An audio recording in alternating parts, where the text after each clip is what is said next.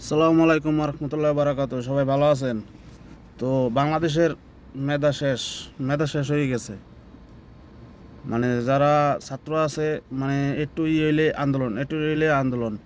তো আপনাদের মানে যারা এই এইচএসসি যারা দেবেন না, ঠিক আছে, আপনাদের বলতে আছি, যারা সৌদি আরব আসতে চান, মানে আপনারা এইচএসসি মেধা তো শেষ হয়ে গেছে গা। তো এখন তো একটা কাজ করে খাইতে হইবে। তো এখন আপনাদের জন্য দালালের ব্যবসা করতে হইবে। তো আপনাদের বলি, যারা সৌদি আরব আসতে চান, মানে রাস্তায় বলা দিয়ার কাম করতে চান, বা ওইতে মানে এরকম ড্রাইভিং করতে চান, তাদের ভিসা লাগলে আমার কমেন্ট বক্সে কমেন্ট করেন।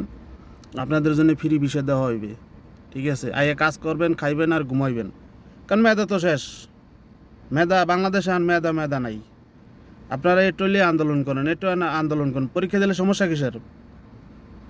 মানে যদি আপনারা মানে পরীক্ষা দিতেন, তাহলে পরীক্ষা দিলে তো কোনো সমস্যা ছিল না। একটু পরে বলতেন যে পরে পরীক্ষা দিতে। আপনারা বলেন পরীক্ষাই দেওয়া হবে না, শেষ।